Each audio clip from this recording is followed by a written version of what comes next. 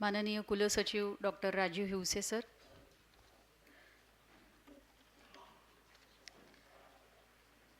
जनसंवाद विभाग प्रमुख डॉक्टर प्रभाष साहू सर, व्यवस्थापन परिषद सदस्य माननीय डॉक्टर रविशंकर मोर सर, व्यवस्थापन परिषद सदस्य माननीय श्री अजयजी चव्हाण यांना व्यासपीठावर आमंत्रित करते.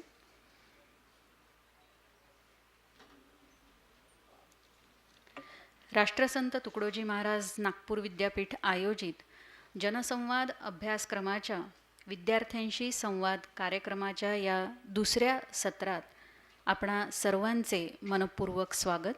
त्याचप्रमाणे व्यासपीठावर उपस्थित सन्माननीय सर्व अतिथीगणांचे परत मनपूर्वक स्वागत. खरं म्हणजे आजच्या या जनसंवाद विद्यार्थ्यांशी संवादामध्ये सहभागी आजचा महत्त्वाचा घटक म्हणजे विद्यार्थी.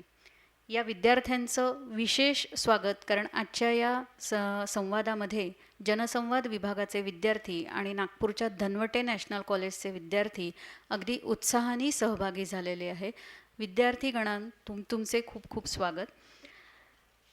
यानंतर आपण पाहुण्यांच्या स्वागताकडे वळूया. आजच्या या कार्यक्रमाचे अध्यक्ष माननीय कुलसचिव डॉक्टर राजीव हिवसे यांचे स्वागत जनसंवाद विभागाचे विभाग प्रमुख डॉक्टर प्रभाष साहू करतील अशी मी त्यांना विनंती करते.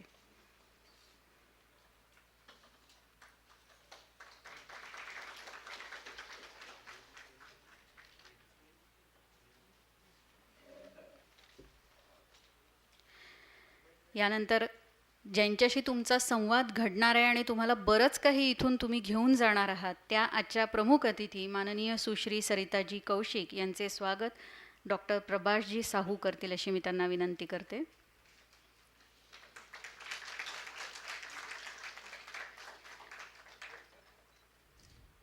या संवाद सत्राला ज्यांची विशेष उपस्थिती लाभली ते विधी महाविद्यालयाचे प्राचार्य आणि व्यवस्थापन परिषदेचे सदस्य माननीय डॉक्टर रविशंकर मोर यांचे स्वागत डॉक्टर प्रकाश साहू सर करतील.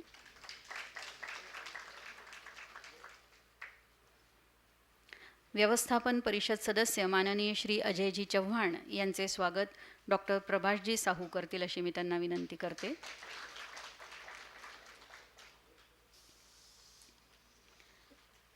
मान्यवरांनी आसनस्थ व्हावे.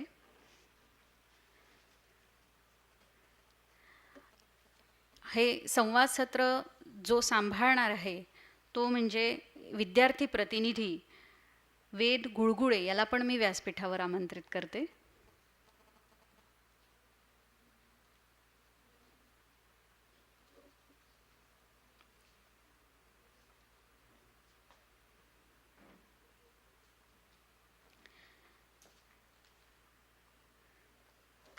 जनसंवाद विभागाचे विभाग प्रमुख डॉक्टर प्रकाशजी साहू यांना मी प्रास्ताविकपर भाष्य करण्यासाठी आमंत्रित करते.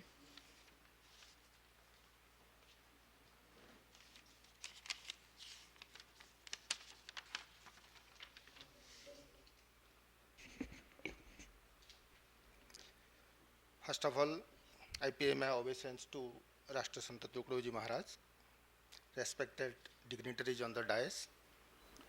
The Honorable Vice Chancellor, she was supposed to be preside over this function, but due to certain exigencies, she could not come to this. So I express my gratitude to the Honorable Vice Chancellor, Dr. Khode Chore ma'am. The President of this program, Dr. Raju Hipse, the respected Registrar of our University. Today's guest, Ms. Sarita Kausis, then followed by the honorable members of the Management Council, Dr. Ravi Shankar Moore and Sri Ajay Chauhan. Of the dais, Dr. Samay Bansod, Honorable Chancellor nominee to the Management Council and the brain behind this particular program. Sri Baman Turke, another honorable member of the Management Council. Ex-head of the department, Dr. Moizul Haq. Then visiting faculties of the department, Sir Nitin Karale, HOD of Mass Communication Department of Dhanwati National College, other dignitaries, respected alumni, researchers, students, ladies and gentlemen. On behalf of the Postgraduate Autonomous Department of Mass Communication, I welcome you all to today's interactive session on the topic Journalism, Issues and Challenges. We are indeed blessed to have Ms. Sarita Kaushik, an erudite personality in the media world, who will be interacting with the students, the budding journalists, on various facets of journalism. Being a student of ancient Indian history and cultural archaeology myself, I am fascinated by the means of communication in the ancient past.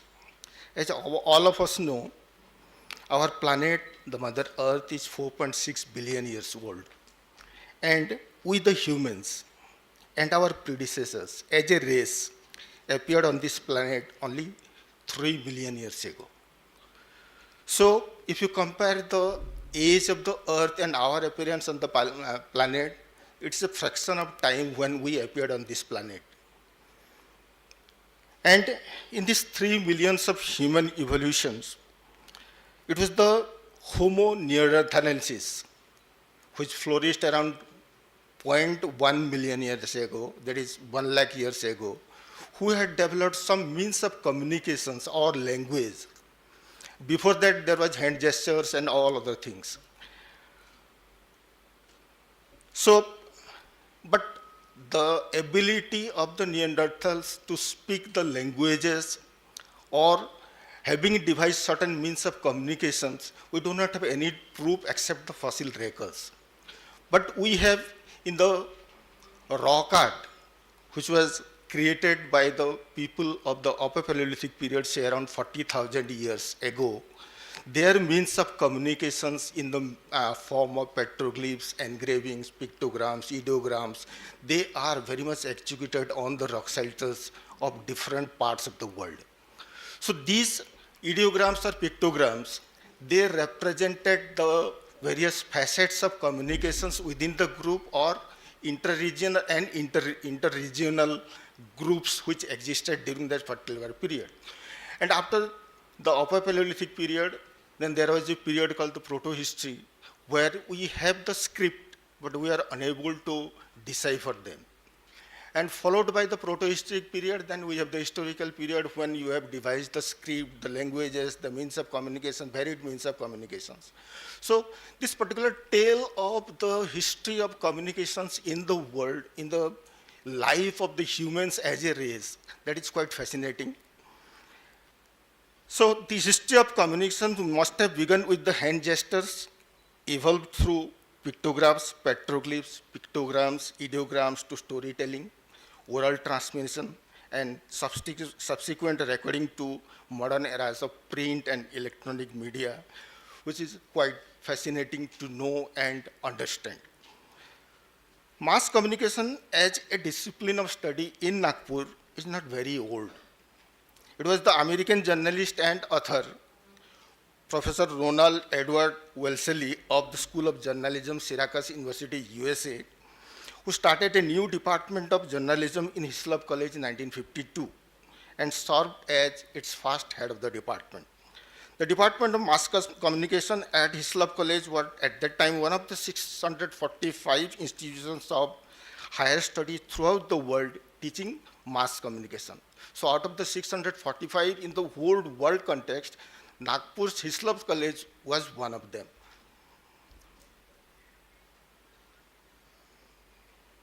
The Department of Mass Communication at Hislop College was at that time one of the 645 institutions of higher study throughout the world teaching mass communications. And Professor K. Yeapan was the first Indian academic to head the Department of Journalism in the Hislop College. The beginning was made with a diploma course, and later on it was elevated to degree level in the mid-60s. Unfortunately, Hislop College discontinued the teaching of mass communications course itself in 1966-67. When Dr. V.V. Kolte took over the charge of the Honorable Vice Chancellor of Nagpur University, The PG Department of Mass Communication was established in the university in 1969 with Sri S.T. Puranik as its honorary head. Our department since 1969 is striving hard to produce students who can serve the subject well.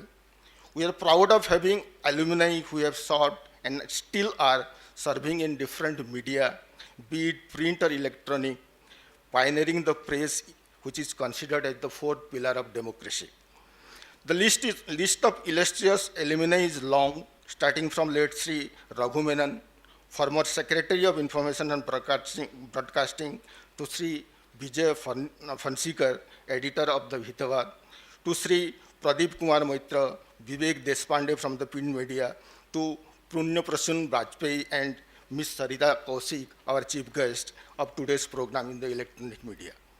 I'm grateful to the university administration for giving this opportunity to the Department of Mass Communications to host the program, and sincerely hope the interaction of Ms. Kaushik with the students will pave the way for a better understanding of the discipline, which in turn will definitely help in choosing an ideal career path.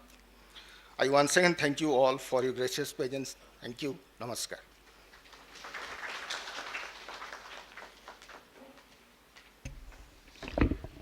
Thank you sir. सभागृहात उपस्थित सर्व विद्यार्थी गणांना खरं म्हणजे तुम्ही सरिता मॅडमला स्क्रीनवर रोजच बघत असाल, कारण तुम्ही जनसंवाद विभागाचे विद्यार्थी आहात.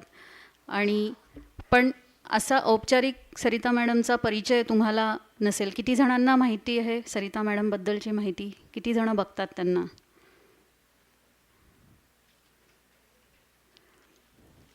पण आज तुमचा ज्यांच्याशी संवाद होणार आहे त्यांच्याबद्दलही थोडंसं जाणून घेणं आवश्यक आहे, कारण हे जाणल्यानंतर या संवादाला अधिक सुंदर आकर्षक रूप असं येईल असं वाटतं. तेव्हा आज तुमचा संवाद ज्यांच्याशी घडणार आहे त्या माननीय सरिता मॅडम कौशिक, ABP माझा या वाहिनीवरती त्या कार्यकारी संपादक या पदावर सध्या कार्यरत आहेत आणि जवळपास 25 वर्षांपासून प्रिंट मीडिया, इलेक्ट्रॉनिक मीडिया यामध्ये त्यांचा प्रदीर्घ असा चांगला दांडगा अनुभव आहे. पत्रकारितेच्या क्षेत्रात एक अतिशय सुप्रसिद्ध आणि लोकप्रिय असं नाव आपल्यासमोर इथे आलेलं आहे.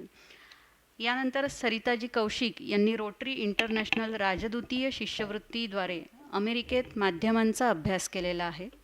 शिवाय केंद्रीय मंत्री नितीनजी गडकरी यांचे जे बेस्टसेलर पुस्तक आहे अनमास्किंग इंडिया, या पुस्तकाचे सहसंपादन देखील त्यांनी केलेले आहे.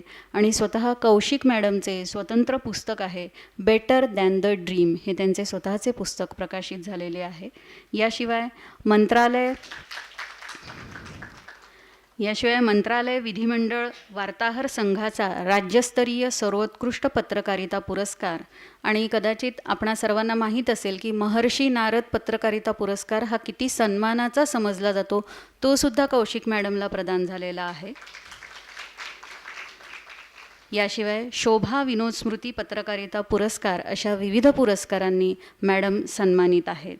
आता तुमचा आणि मॅडमच्यामध्ये मी फार येत नाही आणि या संवादाची सूत्र मी आपला विद्यार्थी प्रतिनिधी वेद गुळगुळे याच्याकडे सोपवते आणि तुम्ही संवादाला सुरुवात करू शकता.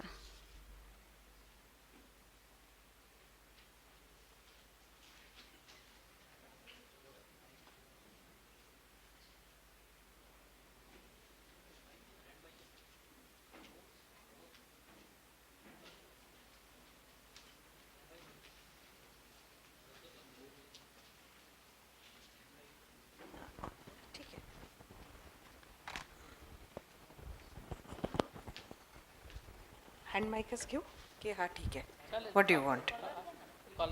कॉलर घेऊ? बरं ठीक आहे, लावायची गरज नाही, हे इथेच राहील. हो हो ठीक आहे.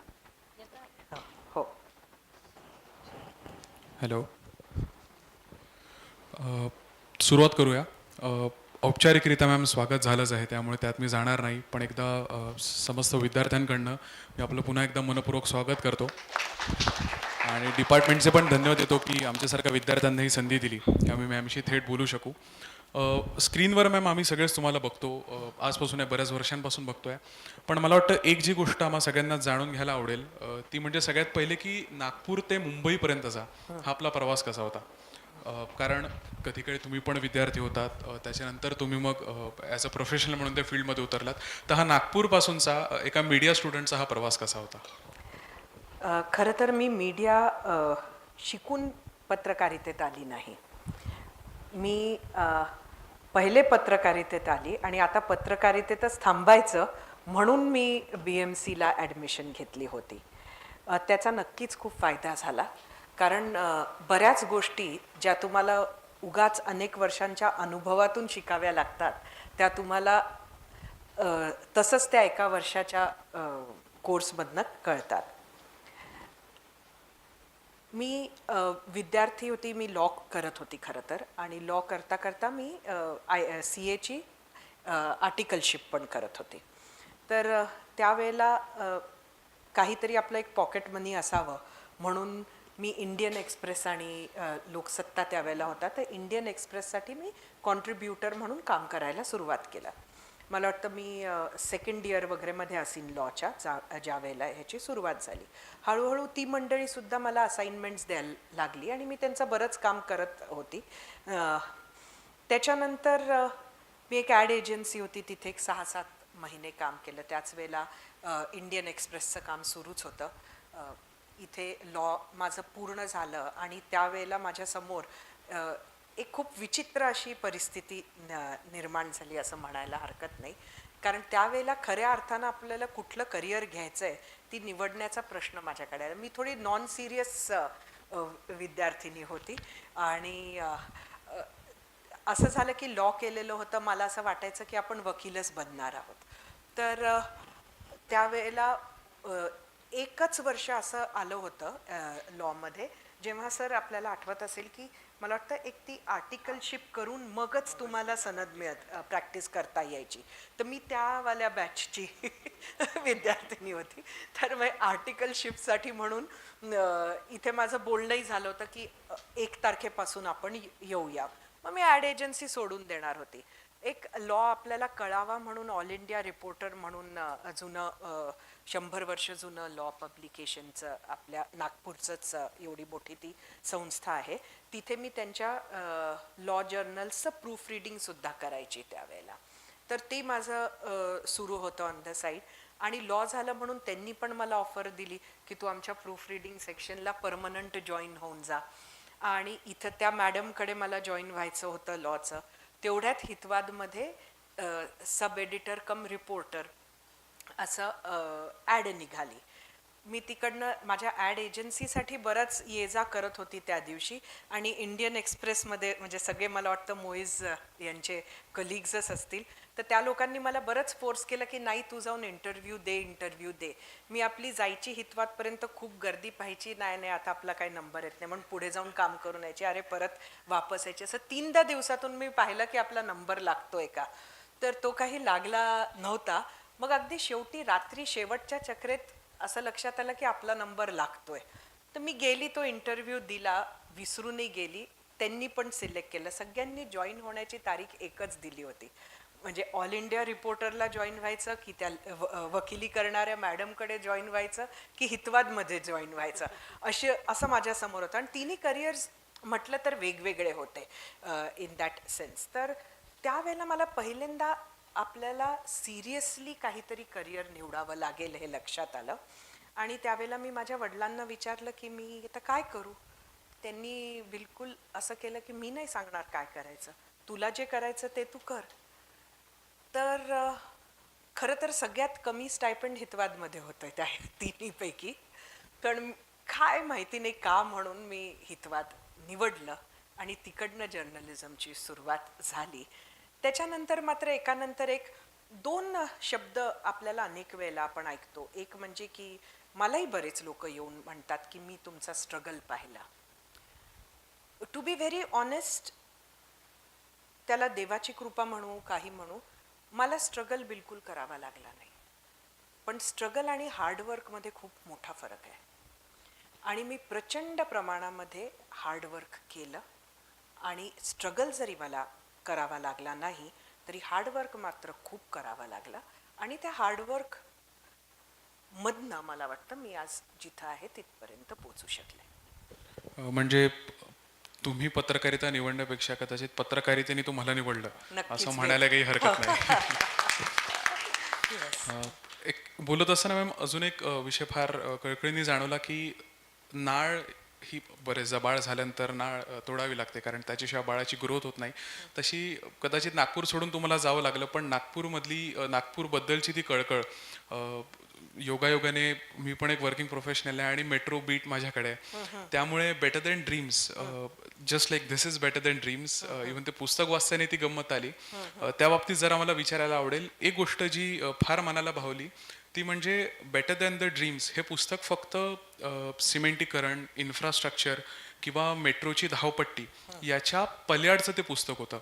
तर मॅम ती रिसर्च कशी होती त्यामध्ये आशिष असू द्या, ग्रुप कॅप्टन वेलनकर असू द्या किंवा चैतन्य सिंगरू असू द्या, असे कित्येक पात्र तुम्ही उभे केले जे खऱ्या आयुष्यात पण आज आहेत, हयात आहेत. तर मॅम ही प्रोसेस कशी होती आणि तुम्ही म्हणजे ॲज अ रिपोर्टर म्हणून आपल्याला कोड्स घ्यावे लागतात, लोकांपर्यंत पोहोचावं लागतं, तर ते पण मार्गदर्शन होईल. आणि what do you think matters the most, data report or the human interest narratives? मला म्हणजे हँड्स डाऊन ज्याला आपण म्हणतो, तर मी म्हणेन ह्युमन इंटरेस्ट स्टोरीज या हँड्स डाऊन जर्नलिझमचं सगळ्यात महत्त्वाचा भाग आहे. हे म्हणत असताना सुद्धा मला पूर्ण जाणीव आहे की आज आपण राजकारण रिपोर्ट करतो, त्याचं तुमच्या माझ्या आयुष्याशी खरं तर किती how it touches our lives I really don't know. पण हे सगळं करत असताना मला वाटतं जर्नलिझमचा कोर हा ह्युमन इंटरेस्टच आहे आणि ते मला त्या पुस्तकातून साध्य करता आलं. ज्या लोकांनी ते पुस्तक वाचलं नसेल त्यांच्यासाठी मी सांगते की बेटर दॅन द ड्रीम्स हे नागपूर मेट्रोवर आधारित पुस्तक आहे. पण जसं वेदनं म्हटलं तसा माझा त्याच्यात प्रयत्न असा होता की आपण नागपूर मेट्रो कशी बनते हे लिहायला नको, कारण हे तर तुम्ही मी आपण सगळ्यांनी पाहिलंय कसं बनते, काय आहे, त्याच्याबद्दल रोज वर्तमानपत्रात काहीतरी येतं. तर असे त्या पुस्तकात 50, 60, 70 अशी मंडळी आहे की ज्यांच्या आयुष्याशी आणि नागपूरची खरीखुरी मंडळी आहे. अगदी तुमचा रामजी श्यामजी पोहेवाल्यापासून तर जी नावं यांनी घेतली, ग्रुप कॅप्टन वेलणकर असो किंवा इतर मंडळी असो, की ज्यांच्या आयुष्यात छोट्या ना छोटा काही ना काहीतरी इम्पॅक्ट त्या मेट्रोचा होता. आणि एखादं इन्फ्रास्ट्रक्चर प्रोजेक्ट जेव्हा तुमच्या शहरात येतं तेव्हा त्याचा मानवी चेहरा कसा असतो तो दाखवण्याचा प्रयत्न मी त्या पुस्तकातून केला. त्यात एक व्हॅल्यू ॲडिशन अशी केली की प्रयत्न असा होता की आपल्याला ह्या शहराचा इतिहास सुद्धा सांगता आला पाहिजे त्या पुस्तकातून. म्हणजे आपण जेव्हा म्हणतोय की अमुक अमुक हे सीताबर्डीच्या चाळीत राहायचे आणि त्या चाळीच्या जागी जेव्हा तिथं एवढा मोठा तो स्टेशन आला किंवा ते आलं, तर त्या लोकांची भावना काय होती किंवा काय वाटत होतं तिकडे अगदी त्या स्पॉटला राहणाऱ्या एखाद्या व्यक्तीला. तर ते सांगत असताना आपल्याला कुठंतरी आपल्या शहराचा इतिहास सुद्धा त्याच्यात गुंतता आला पाहिजे. आणि मेट्रोबद्दल मला तसं सांगायचं नव्हतं, पण जे टेक्नॉलॉजिकल ज्या अगदी माइलस्टोन्स आहेत त्या मेट्रोच्या कन्स्ट्रक्शनमधले ते सुद्धा कुठंतरी तिथे यावे. म्हणजे इन अ वे ह्युमन चेहरा, शहराचा इतिहास आणि इन्फ्रास्ट्रक्चरचं फ्युचर असं मिळून ते पुस्तक लिहावं ही माझी इच्छा होती. काइंड ऑफ तो कोविडचा असा एक अर्धा काळ होता, त्यामुळे मी काम आम्हाला तर करावंच लागत होतं, रोजचं रिपोर्टिंग होतंच. त्यावेळेला मी नागपूरलाच होते. मी वापस यायची एका व्यक्तीकडून दुसरी व्यक्ती, आणि इतकी वर्ष इथे रिपोर्टिंग केल्यामुळे मला माहिती पण होतं कोणाशी बोलू शकतो, लोक शोधणं हे होत होतं. पण सामान्यतः लोकांना न भेटता जवळजवळ 3 तास रोज रात्री 6 महिने मी फोन लावायचे कानाला आणि जे लोक बोलायचे त्यांचं टाईप करत असायची, इकडनं संवाद साधायची. सविस्तर इंटरव्ह्यू मी ऑन फोन करायची कारण भेटणं शक्य नव्हतं आणि लोकांकडे खूप वेळ होता, त्यामुळे खूप गप्पा व्हायच्या. आणि त्या माध्यमातून अगदी जिथे शक्य नव्हतं किंवा ज्यांना फोनवर बोलता येत नाही अशा लोकांना जाऊन मी पर्सनली भेटली. पण एक 6 महिने रोज 3 तास रात्री मी त्या पुस्तकावर काम केलंय. अप्रतिम. आणि त्यासोबतच एक छोटा फॉलोअप क्वेश्चन, फेज 2 आता पूर्ण होतोच आहे, तर बुक 2 येण्याची शक्यता आहे का? आता वेळ मिळाला तर बुक 2 येईल. आता वेळेची सध्या ज्याला आपण म्हणतो ना मारामारी सुरू आहे. अगदीच मॅम. आणि आम्हा सगळ्यांनाच त्याची आतुरतेने वाट असेलच.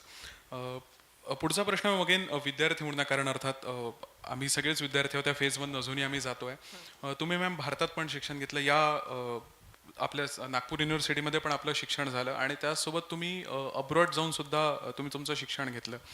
तर मॅम एक प्रमुख बदल तुम्हाला काय वाटतं की त्यावेळेस, म्हणजे मी हे नाही विचारणार की कुठलं शिक्षण योग्य अयोग्य, पण मला अनुभव तुम्हाला विचारायला आवडेल की ॲज अ मीडिया स्टुडंट म्हणून, like how did you perceive the education which was taught here and which was also taught there? What was the difference in that? मला ना टू बी व्हेरी ऑनेस्ट, मला अमेरिकेत त्यांची शिक्षण व्यवस्था पाहायला फारसा मला त्याचा अनुभव नाही. मी ज्या अँबॅसेडोरियल स्कॉलरशिपवर गेले होते तिथे मी त्यांच्या वेगवेगळ्या माध्यमांच्या ऑफिसेसमध्ये गेले, त्यांच्या वर्तमानपत्रांसाठी लिहिलं, त्यांची वर्किंग पद्धत समजून घेतली. त्यामध्ये काही मला एक जाणवलं की आपले जर्नलिस्ट, अगदी नागपूरचेही आपले जे जर्नलिस्ट आहे किंवा आपण जे शिकतो ते मला तरी फार फार Superior than the journalism in America वाटलं. आणि त्याला बरीच कारणं आहेत. कारण मला वाटतं की तिथे ज्या कम्युनिटी सेन्सनं वर्तमानपत्र सामान्यतः निघतात त्यापेक्षा आपल्या शहरात निघणारी वर्तमानपत्र सुद्धा तुम्हाला जगाचा आरसा दाखवून देतात. आणि आपल्याला तिथे गेल्यानंतर त्यांची म्हणजे ठीक आहे, आपण वॉशिंग्टन पोस्टबद्दल बोलतो, आपण न्यूयॉर्क टाइम्सबद्दल बोलतो, ते आहेत मोठी माध्यमं आहेत, त्यांचा एक जॉनरा आहे. पण आपल्याकडे छोटी छोटी, म्हणजे मला वाटतं एखाद वेळेला पंजाबमध्ये राहणाऱ्या व्यक्तीला इथला हितवाद माहितीही नसेल किंवा इथला तरुण भारत माहितीही नसेल, पण आपल्याला त्यात होत असलेलं जर्नलिझम माहिती आहे आणि त्या जर्नलिझमची जी क्वालिटी आहे ना ती खूप सुपिरियर आहे असं माझं मत आहे.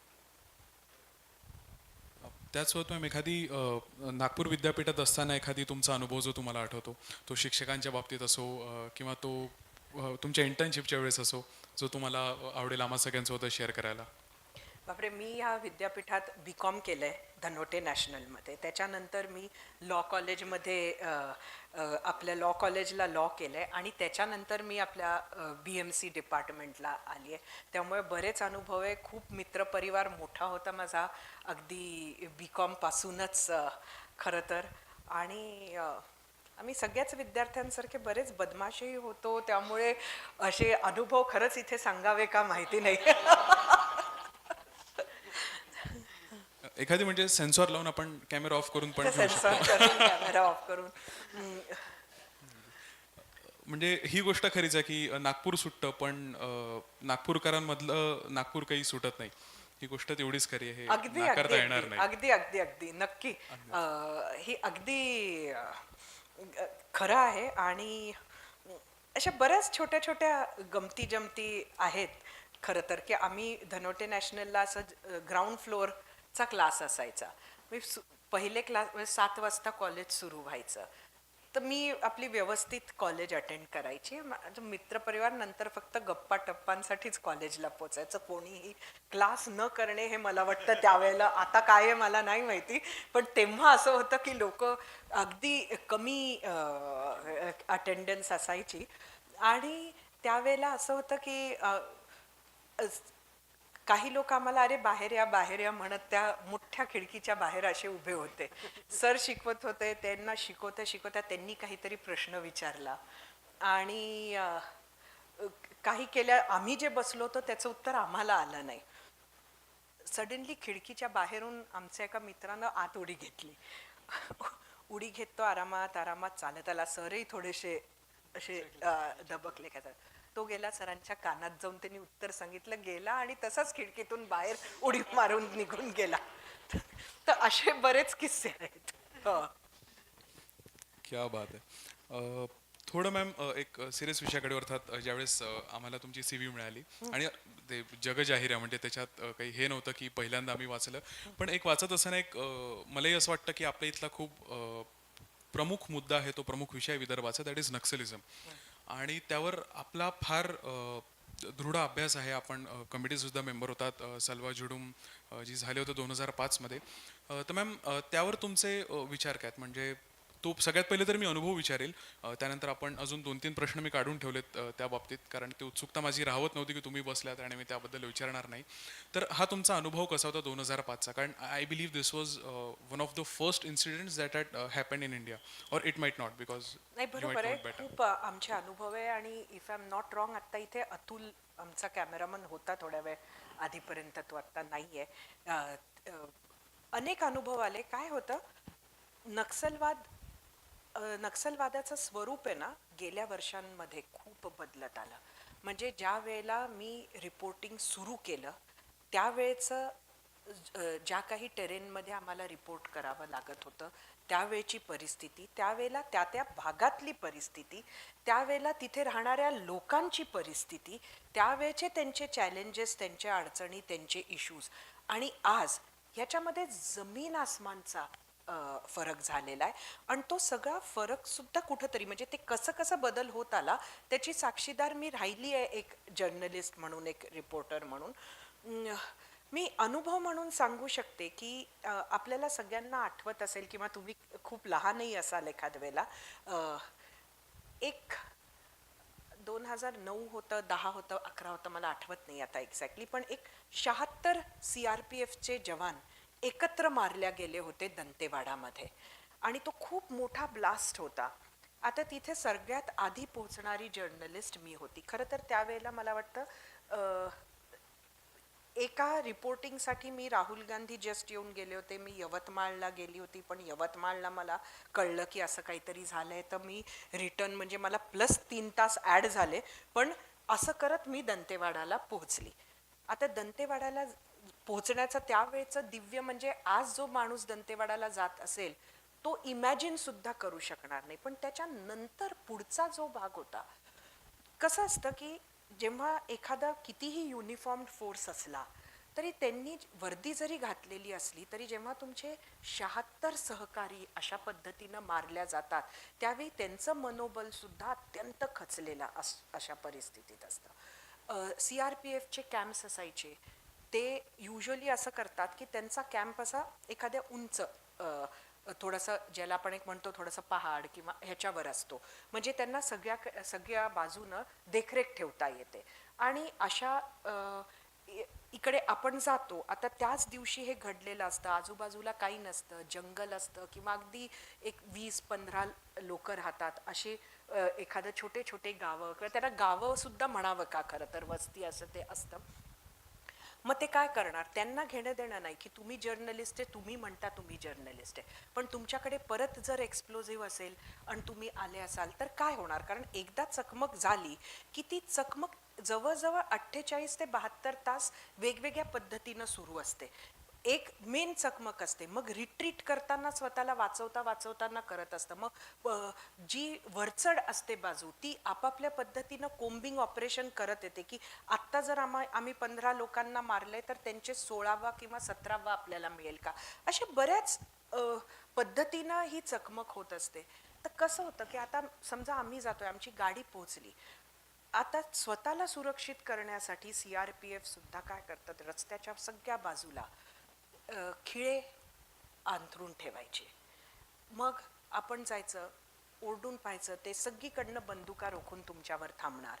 तुम्ही सांगायचं नाही नाही आम्ही जर्नलिस्ट आहे, त्यांना तुमचं काही आय कार्ड वगैरे पाहायचं नाही आहे, कारण त्यासाठी त्यांना खाली यावं लागेल. आणि ती जी परिस्थिती, जी मानसिकता असते त्याच्यात त्यांना ती रिस्कही घ्यायची नसते. मग ते म्हणणार ठीक आहे तुम्ही जा.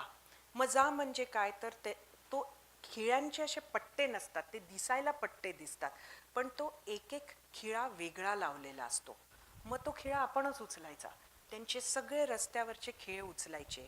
मग आपली गाडी समोर जाणार, मग जिथे त्यांचे ती टेकडी एंड होणार त्याच्या त्या पॅरलल साईडला तिथे असेच खिळे बिछवून ठेवलेले, ते आपण उचलायचे, आपली गाडी पुढे न्यायची.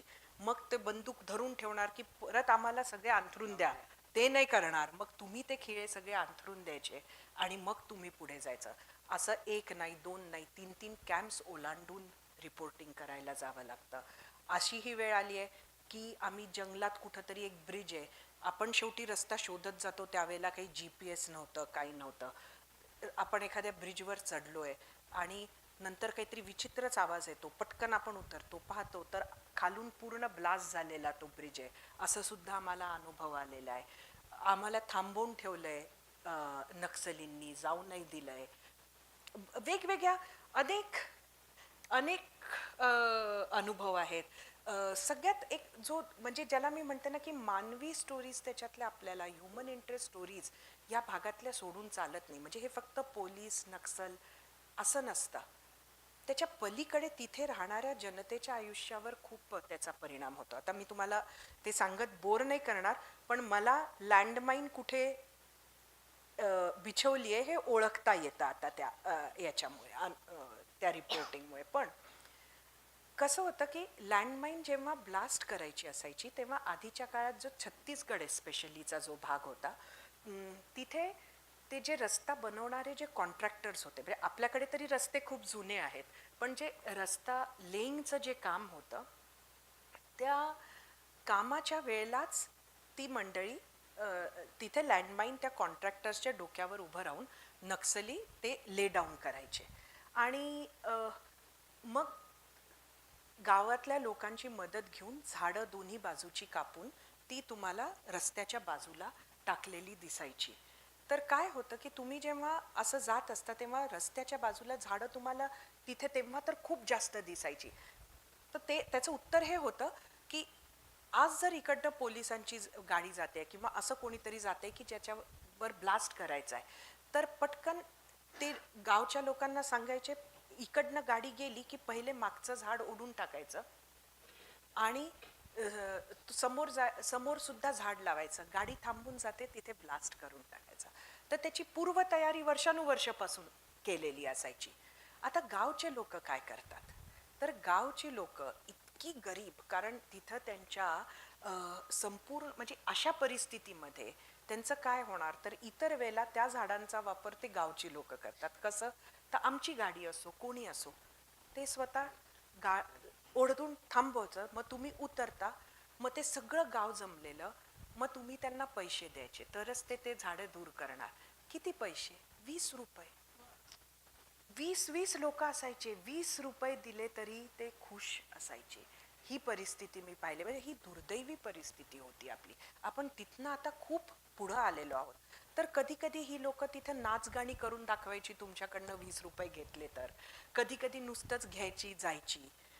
रात्री मी अगदी असं म्हणजे भरपूर ड्रग्ड व्यक्ती हातात काय म्हणतात त्याला कुऱ्हाड वगैरे घेऊन सुद्धा झाडं टाकून माझ्या गाडीला अडवलेले लोक पण आपण बघतो. पण त्याही लोकांनी 20 रुपयेच घेतले आणि सोडून दिलं.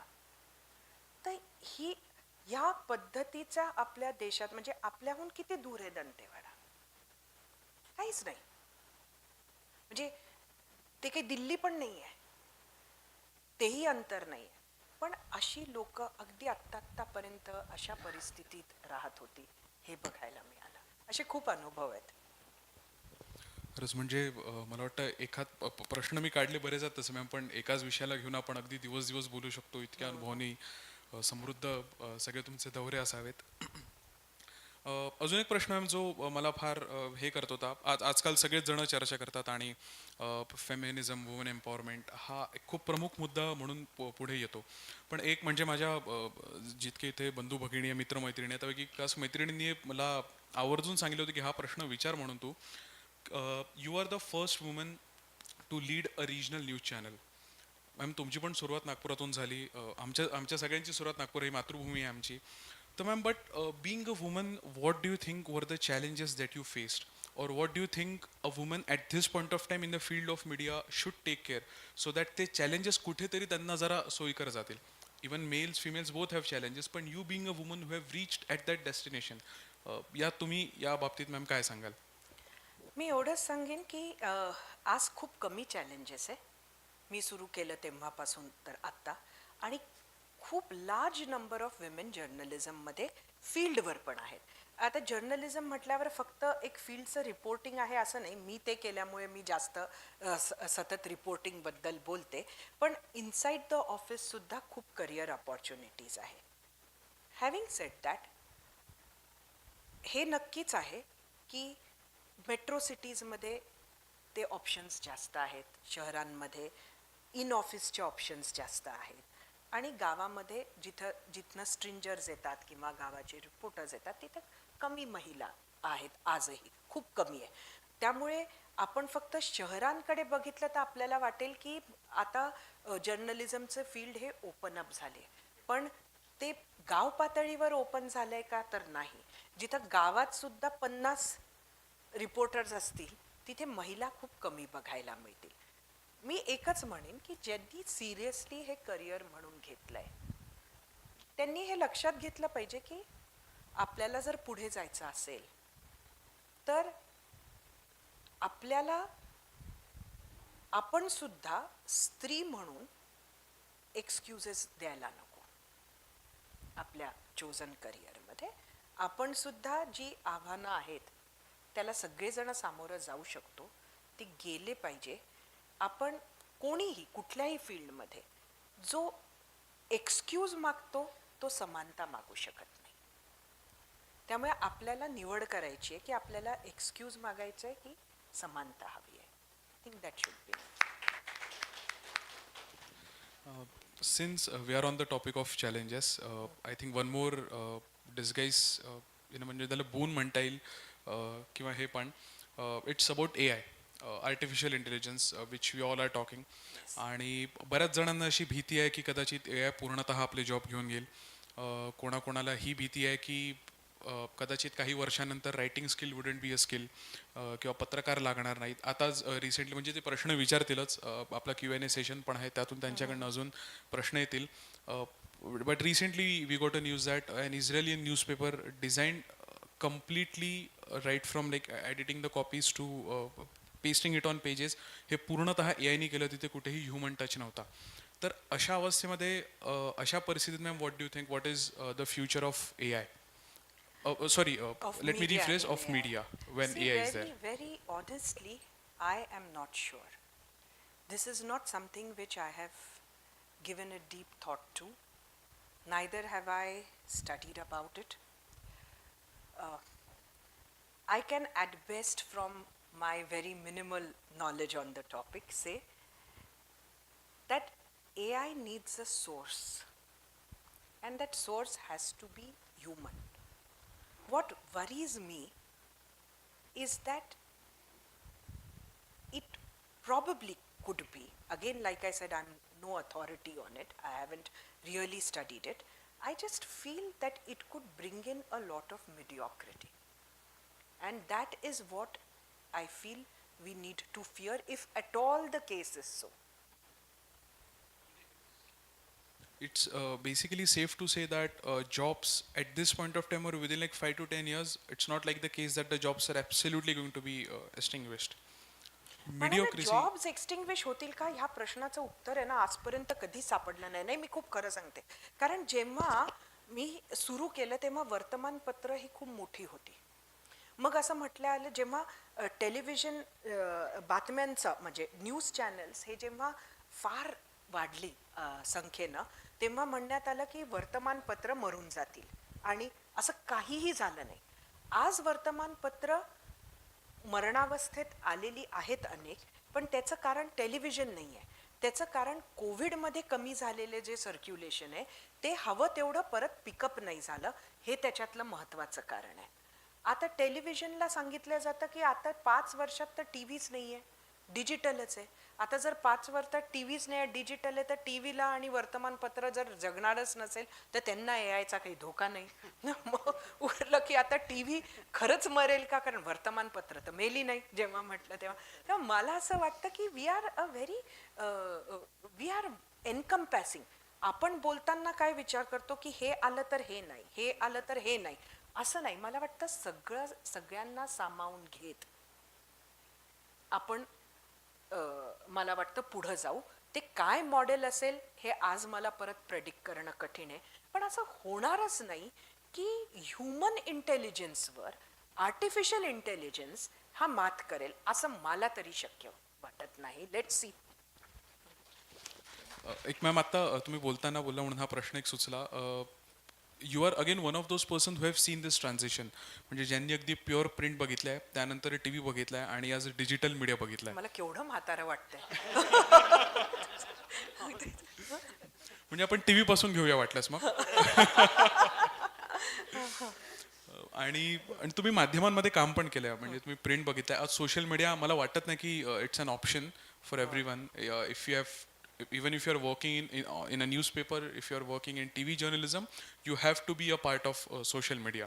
जसं एक नकळत नियम म्हणता येईल जो पियर प्रेशरमुळे बनला आहे. It's a choice. मी नाही आहे. I am not on social media. I may have an X account. You can go and see what I do there. That is literally nothing. इन्स्टावरही मी आहे, बट मी कशासाठी आहे तर आम्हाला चॅनल कोलॅब करतं तेवढंच. मी काय आता मला त्याला काय म्हणतात हेही मला नाही म्हणता येणार. रिट्वीट का Insta in that sense. Having said that, मला डिजिटल ह्या माध्यमाबद्दल म्हणजे मी दोन इथे वेगळ्या गोष्टी करते आणि मला वाटतं ते प्रत्येकाला किमान जर्नलिझमच्या स्टुडंटला कळणं अत्यंत गरजेचं आहे की डिजिटल आणि सोशल मीडियाला मिक्सअप नका करू.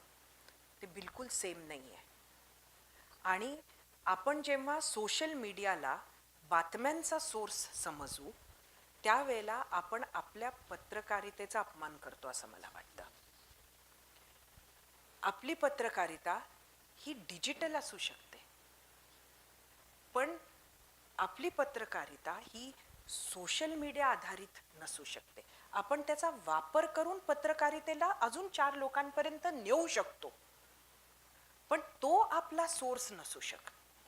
तर मला असं वाटतं इट इज अ चॉईस. बरोबर आहे, मला ते पिअर प्रेशर नाही आहे. आज पिअर प्रेशर आहे, पण जे पिअर प्रेशरमध्ये त्यांनी हेही लक्षात घेतलं पाहिजे की होम सायन्स करणारे त्यांच्या मित्रसुद्धा सोशल मीडियावर आहे. काहीही न शिकलेलं व्यक्तीसुद्धा सोशल मीडियावर आहे.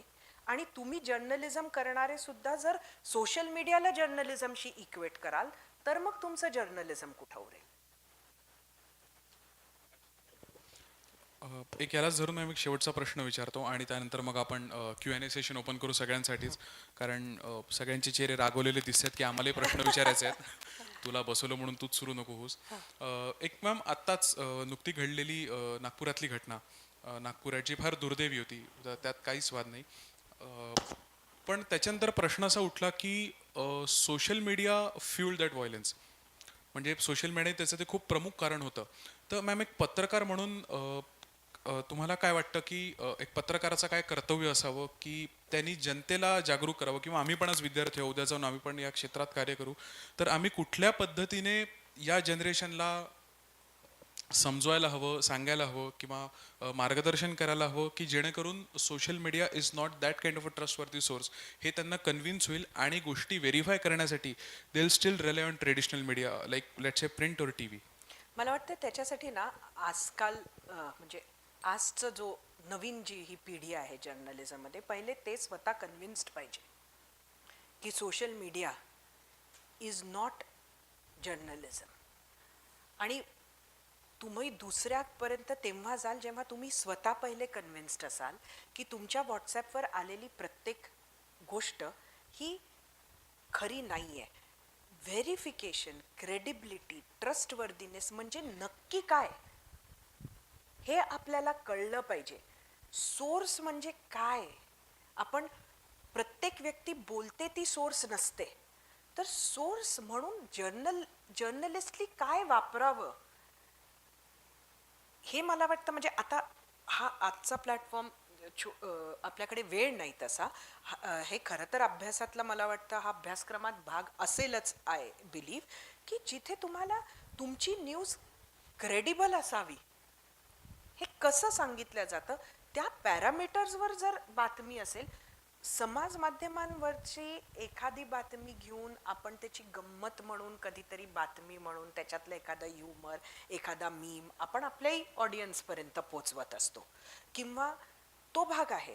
पण आपण स्वतः एकतर त्याच्यात ना जर्नलिस्टला सगळ्यात मला जी महत्त्वाची गोष्ट वाटते आणि जी मला सध्याची काय ती अडचणच आहे आपली, की आपल्याला ना काय विचार करावा हे खूप शिकवल्या जातं लहानपणापासून की हे चांगलं, हे वाईट, हे योग्य. पण कसा विचार करावा, की चांगल्या विचारापर्यंत मीच यावी स्वतः, कसा विचार करावा हे आपल्याला शिकवल्या जात नाही. त्याचं जर्नलिझममधला प्रॉब्लेम हा होतो निर्माण त्यामुळे की आपल्याला प्रश्नच पडत नाही. आणि आपल्याला जी प्रश्न पडतात ती इतकी फुटकळ असतात की त्याचा काही अर्थ नसतो. जर्नलिस्ट म्हणून आपल्याला कुठली प्रश्न पडली पाहिजे, एखाद्या व्यक्तीबद्दल, एखाद्या परिस्थितीबद्दल, एखाद्या इश्यूबद्दल, हे मला वाटतं खूप महत्त्वाचं आहे. आणि जर्नलिस्ट म्हणून ह्याचं ग्रूमिंग होणं खूप गरजेचं आहे. आणि एकदा ते ग्रूमिंग झालं की जो प्रश्न तू विचारलास वेद, त्याला कसं हँडल करायचं हे आपल्याला आपोआप कळतं. Thank you so much, ma'am. That was quite wonderful. Ma'am, truly privileged and honored to have this small interactive session with you. Thank आणि you. पुढचा वेळ न वाया घालवता मॅम आपण ओपन करू फोरम सगळ्या ऑडियन्ससाठी, ऑडियन्स, टीचर्स, ज्यांना प्रश्न असतील. माझ्याकडे पण काही प्रश्न आहेत जे मला वाटतं आपल्या ITMNU आपल्या युनिव्हर्सिटीच्या विभागाच्या मुलांनी दिलेले आहेत. तर मी त्याच्यापासूनच सुरुवात करतो आणि त्यानंतर बाकी इतर विद्यार्थ्यांना पण काही जर प्रश्न असतील तर त्यांनी हात रेस करावा. You will get the mic. पहिला प्रश्न आहे इथे माझ्या लिस्टप्रमाणे खुशी पांडे. खुशी. Good afternoon. Myself Khushi Pandey from Mass Communication Department. Ma'am, have you ever faced any ethical dilemma while reporting a story, and how do you handle them? I have not faced any ethical dilemma. The reason is that I'm very sure that I can give up journalism this very minute, but I will not give up my ethics, and I know what they are. Thank you, ma'am. Amol Rathod.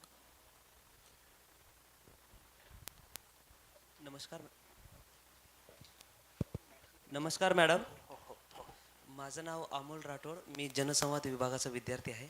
माझा प्रश्न असा आहे की नवीन तंत्रज्ञान आणि टेक्नॉलॉजीच्या मदतीने मीडियाची काम करण्याची गतीला वेग आलेला आहे किंवा गती वाढलेली आहे.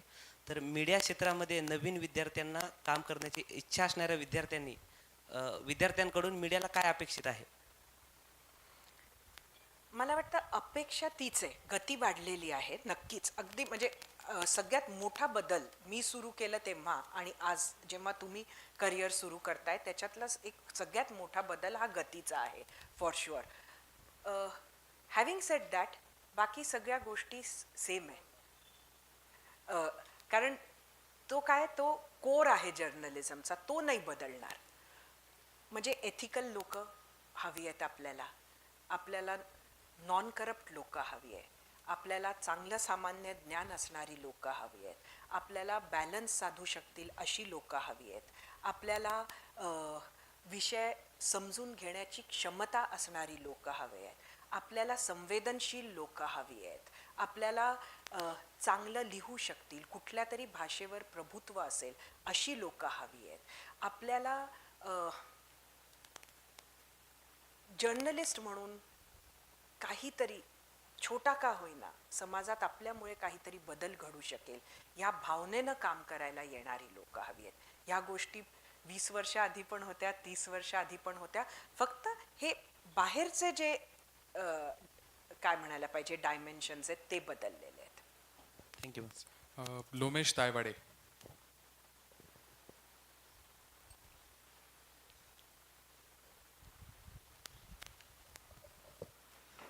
Hello ma'am, I am Lomesh Taiwade from Department of Mass Communication. My question is, how do you find a news? Most of the time we hear that you got the news from your sources, this source or that source. So in overall, because I mean when you are reporting on the ground or even if you are in studio, so you gather the news, you try to verify it.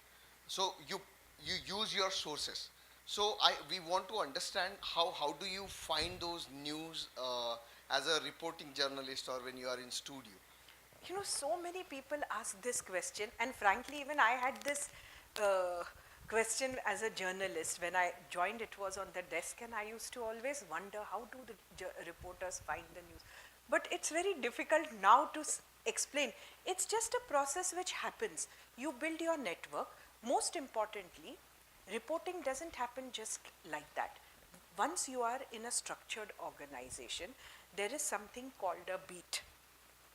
So you are given a beat. Then you know that, say you could be given 3 or 4 or 5 or 6 beats. So if you go there, you slowly make your contacts, or if you are there, you already have your contacts. People know that you will report this story, so people will come to you. There could be a variety of sources for your stories. You have, if I might just take that little time, because this is a very interesting story, that sources can be just about very, very minimal. One of my biggest first story came from our Nagpur district collectorate. I was reporting government administration. It was a new beat, but I was very diligent. I used to go every day at 12. I used to reach that Zilladhikari Karyalay and the commissionerate and all that, and I used to come out at 6 or 7 in the evening. So I used to go from department to department, talk to everybody, and then come out, and I used to have a bag full of stories, so I could decide which story to give. So one day I just entered and I had got a little delayed, and the district collectorate had broken up for lunch. So one of the peons who was standing there, because I would come every day, even they were friends, and I used to always take the time out to speak to them also. So he said की madam ते आत्ताच सगळे साहेब लोक जेवण करून गेले. म्हणजे कशासाठी गेले? म्हणजे सगळे ऑफिसर्स इकडेच आले होते. म्हणजे कशासाठी आले होते? तर म्हणे नाही ते मीटिंग आहे आपलं हिवाळी अधिवेशनाच्या आधीचं. तर म्हटलं अच्छा काय झालं, प्लीज सेट. तर असं झालं म्हणे मॅडम, ते सगळ्या ऑफिसर्सनी म्हटलं की आता आम्ही त्या नेत्यांच्या कार्यकर्त्यांसाठी जेवण नाही करणार. म्हटलं काय आहे? तर म्हणे ते असं म्हणत होते, सगळे अधिकारी आले की सगळे नेते येतात आणि मग त्यांचे 100 कार्यकर्ते येतात आणि मग त्यांच्यासाठी आपल्याला आपल्याच खिशातून पैसे खर्च करावे लागतात आणि त्यांना पूर्ण हिवाळी अधिवेशनासाठी जेवण द्यावं लागतं आणि मग त्यांना जेवण द्यावं लागतं म्हणून मग आम्हाला करप्शन करावं लागतं. तर कारण आम्ही वेगवेगळ्या इन्स्टिट्यूशन्समधनं ते घेतो.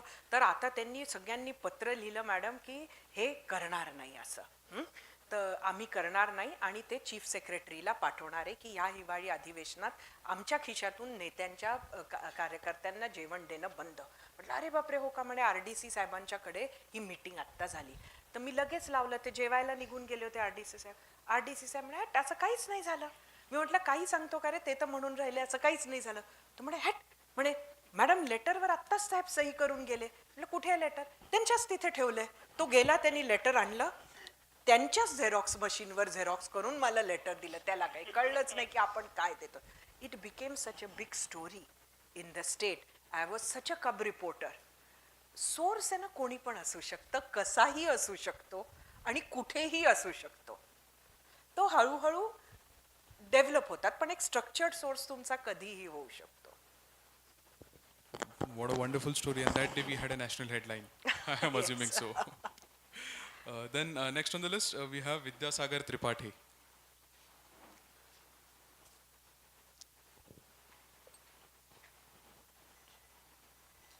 मैडम आज जैसे हम देखते हैं कि ब्रेकिंग न्यूज़ मीडिया दिखाती है. मैम क्या ब्रेकिंग न्यूज़ के चक्कर में मीडिया पहले जो क्वेश्चन है, जो आते हैं सवाल, उसको जो भी अपना इंसिडेंट आता है उसको वेरीफाई करती है पहले, और किस तरह वेरीफाई करते हैं? करना ही चाहिए, करना चाहिए, ये मेन है. अगर कोई बिना वेरीफाई किए दे तो ये बहुत बड़ी गलती मानी जाती है.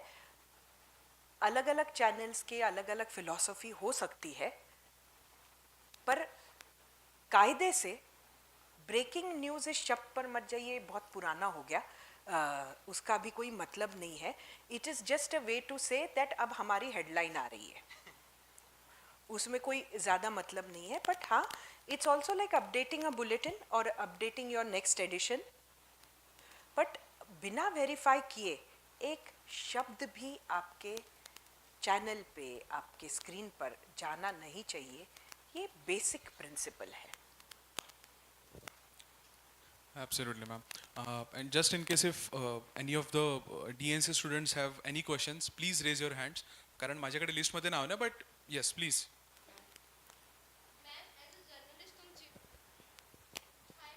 हॅलो.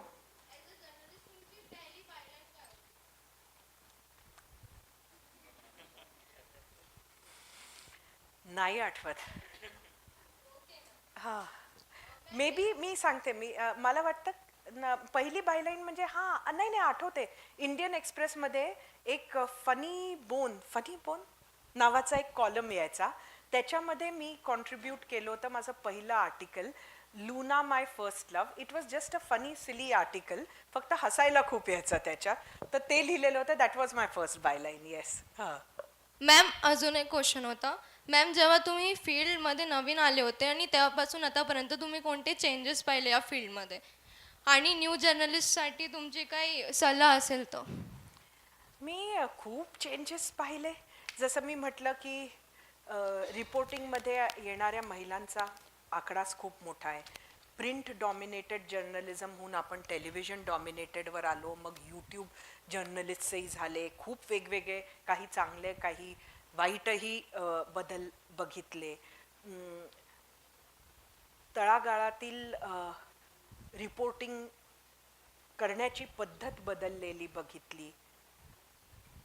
मला वाटतं नवीनही येणाऱ्या लोकांना मी काय सांगेन, या छान फील्ड आहे. बी वॉन्ट येस, आणि you know, be good journalist, make a difference, enjoy journalism. जर्नलिझममध्ये जॉब सॅटिस्फॅक्शन खूप असतं. रोज वेगवेगळ्या गोष्टी असतात. It's not boring like you know, तेच काम नसतं.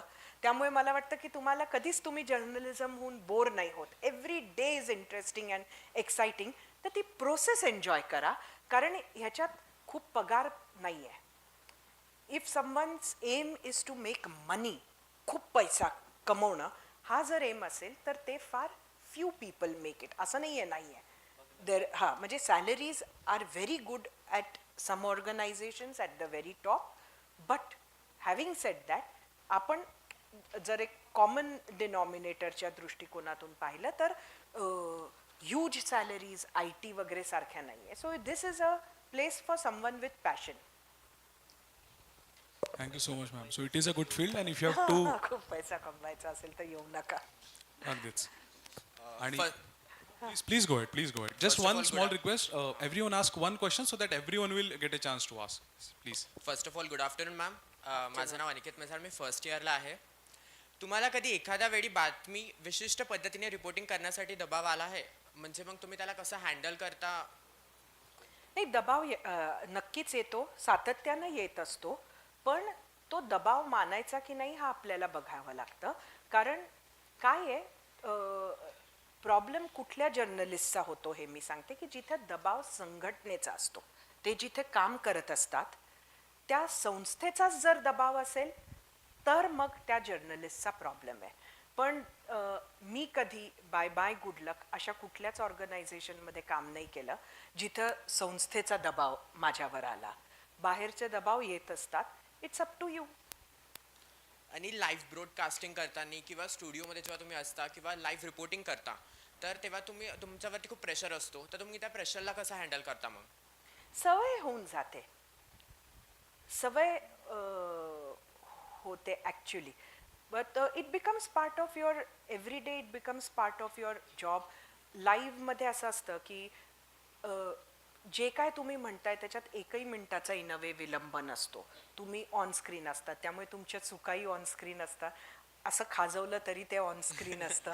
तर काय जे कराल ते ऑन स्क्रीन असतं, पण you get used to it.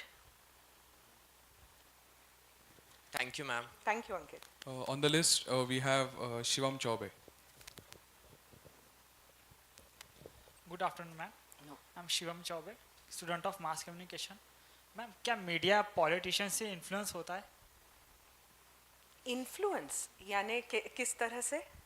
Ma'am, जैसे पॉलिटिशियंस को दबाव या जैसे जो ही अंकित ने जो पूछा वैसे ही ना, यानी दबाव के हिसाब से आप कह रहे हैं. पॉलिटिशियंस कुछ कह रहे हैं तो उसका नहीं, कहते ज़रूर है. जी.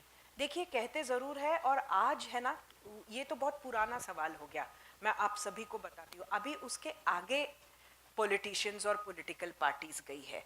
अभी दबाव से आगे है. अभी आपको बहुत ट्रोल किया जाता है, आपके बारे में बहुत भला बुरा सोशल मीडिया पर लिखा जाता है, आपके बारे में परसेप्शन क्रिएट किया जाता है, आपको अलग अलग नाम दिए जाते हैं, गंदा गंदा आपके बारे में एक कोई कहानी अगर आपने, तो ये क्या है, they try to make an example of you, they try to, ये जो ट्रोल आर्मीज है सारे पार्टीज की, they try to scare you so that आज आपने कि आप कल ना करें. It's up to you. मैंने अपने लिए पहले, मैं आप लोगों को बताती हूँ, जब ये हुआ शुरुआत में मुझे थोड़ा बुरा लगता था. अब मैं आइदर उसको एंजॉय करती हूँ या इग्नोर करती हूँ. It doesn't affect me. So everyone has to learn that. I think a lesson for all the journalists who are soon going to enter the field. Then we have Tanisha Gajbiye. Okay, yeah, sure. Please go ahead. No worries. Hi, good afternoon, ma'am. This is Aryavir from Dhanbata National College. Ma'am, my question is, sorry, I have to wrote it down. That's all right. Being a criminal journalist, what situation you have to tackle for your own safety? When you're covering crime. Yeah, Okay. means when you are in the hotspot area or you are the main journalist over there. It's actually very difficult. You can't really say. It is very difficult. It just, every situation is different, and no one wants to be hurt. So everyone tries their best, but at that time, you know, that adrenaline rush is also so much there that if people have asked me, were you not scared sometimes after a reporting? So I used to say that by the time I got scared, it was too late. And honestly, this is my answer. I mean, it's not just humor, but Thank you, ma'am.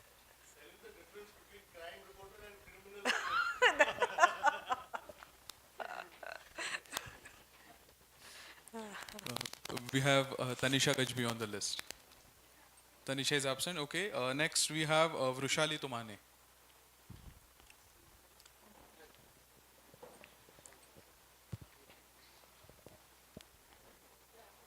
good afternoon, Vrishali. Can you please hold the mic a little closer?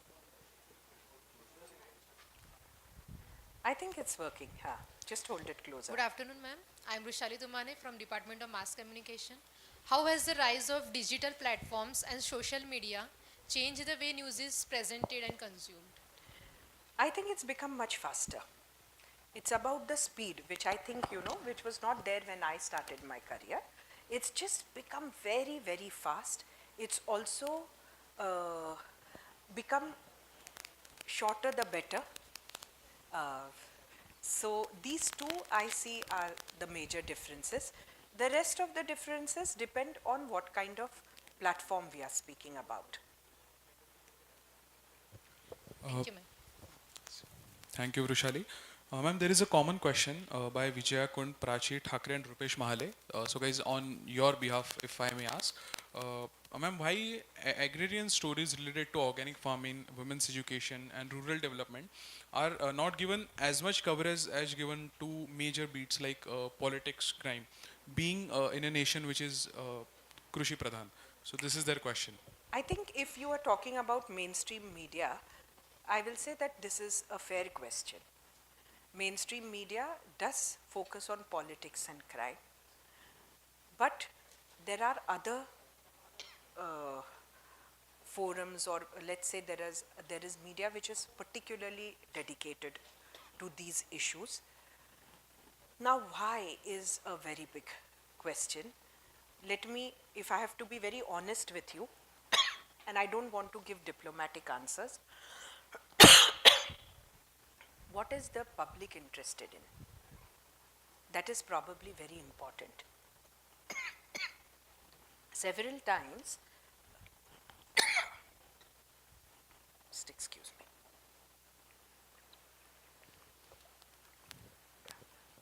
Thank you. Several times I was told that, you know, your channel is covering only political news. Why don't you start off with, say, let's say, you know, where are people's issues? So we started off with a segment at 8:30 which was called महापालिकेचे महामुद्दे. Now 8:30 p.m. is prime time. It is the time when majority people consume news. Unfortunately, fortunately, it made a lot of difference. Every story we carried, every alternate story we carried, we managed to make an impact because the administration would take notice. Issues which were pending for say years together were resolved almost immediately. But in hindsight, I will just say that the TRP was one of the lowest. We have a segment called Anandacha Pan. I wonder how many people really watch it. It's on literature. So we do it, but there are very few takers. So automatically this then becomes a vicious cycle. That if no one is going to watch it, then how do you show it? You see, paying lip service is different. Why don't you do this? Why don't you do that? When it comes to actually doing, when I do it, are you really interested? So I believe it's not only the job of the journalist or a media organization, but the people, the public himself, if they want some topic to have priority, they must watch it, and they should show that Yes. this is what our interest is. Yes. And the media will definitely go ahead and show it. I hope ma'am has answered the question. One more, yeah, Vijaya, please.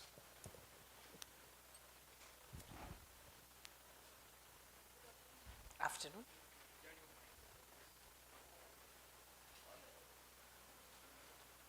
तोंडाजवळ नाही. हां. Good afternoon ma'am. माझं नाव विजया कुंड. मी जनसंवाद विभागाची विद्यार्थी आहे. माझा प्रश्न असा आहे मॅम की मराठी पत्रकारांमध्ये भाषेचे ज्ञान कमी का होऊन राहिले? मराठी भाषेमध्ये पत्रकार म्हणजे माध्यमामध्ये काम का केलं जात नाही चांगलं? माध्यमांमधले मराठी हां. असं तुला वाटतं माध्यमांना? त्याचं कारण एक असू शकतं की एकंदरीतच मराठी भाषा शिकायला उत्सुक किती लोक आहे, किती शाळा आहेत. प्रत्येकाला आपल्या मुलाला कॉन्व्हेंटमध्ये पाठवायचं आहे. एखादी भाषा समृद्ध कितीही असली तरी त्या भाषेचं ज्ञान व्यक्तीला किंवा ती भाषा नीट येण्यासाठी तुम्हाला फक्त शाळेत शिकून चालत नाही. तुमचं त्या भाषेत वाचन पाहिजे. त्या भाषेतलं चांगलं साहित्य तुम्ही सातत्यानं बघितलं पाहिजे. किती लोक करतात. आणि तेच आपल्याकडे तर मराठी शाळांमध्ये विद्यार्थ्यांची संख्या नाही, पटसंख्या नाही म्हणून आपल्याकडे शाळा बंद होतात आहेत. मराठी शाळांमध्ये लोकांना पाठवायचं नाही आहे. जिथे असतात त्या शाळांची संपूर्ण व्यवस्था किती वाईट असते. हे नाना कारणांमुळे मला वाटतं शेवटी जर्नलिझम काही असं वेगळं स्वर्गातून आलेली गोष्ट तर नाही आहे. आपल्या समाजाचाच आरसा आहे. समाजात जे काय होत आहे त्याच समाजातील तीच लोक जसे सगळ्या वेगवेगळ्या फील्ड्समध्ये जातात तसंच जर्नलिझममध्ये येतं. तुमच्या समाजात जर मराठी ही फक्त राजकीय आंदोलनासाठीच वापरली जाणारी भाषा असेल आणि त्याच्यात जर खऱ्या अर्थानं शाळांमध्ये त्याच्यावर काम होत नसेल, लोक त्यातलं साहित्य वाचत नसतील, पुस्तकं फक्त शेल्फमध्ये घेऊन ठेवण्यासाठी असतील, त्या भाषेवर काम होत नसेल तर कसं होईल? मला वाटतं पुन्हा म्हणजे people's participation, it again boils down to that one point. Yes. Absolutely. मला वाटतं वामन सरांना एक प्रश्न विचारायचा आहे. सर. ताई नमस्कार. नमस्कार वामनजी.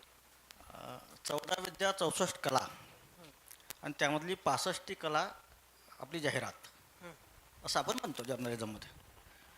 तर 65वी कला जी आहे जाहिरात, यामध्ये अनुकरण आणि अंधानुकरण म्हणजे त्या समाजावर त्या कलेचा सकारात्मक आणि नकारात्मक जो प्रभाव असतो त्यातला फरक समजून घ्यायचा आहे की थोडंसं समोर जर गेलो तर बऱ्यापैकी नकारात्मक ज्या गोष्टी आहे त्या समाज माध्यमावर जास्त प्रभाव पडतो त्याचा, असं माझं व्यक्तिगत मत आहे. ज्या जाहिराती आहे, फक्त जाहिरातीला अभ्यास न करता त्याचं अनुकरण करणे, या संदर्भातला समाज माध्यमावर होणारा प्रभाव याबद्दल विचारायचं आहे. नाही, मला वाटतं तुम्हीच उत्तर दिलंय, तसंच आहे. असं माझंही मत आहे, माझा अभ्यास नाही. माझंही फक्त मत आहे. जाहिरात या 65व्या कला संदर्भातलं आपल्याला मला खरं मला वाटतं की आता ह्याच्यावरनं माझा असा काही खूप अभ्यास नाही, मतच असू शकतं त्याचा. तुम्ही म्हणता तसं असू शकतं.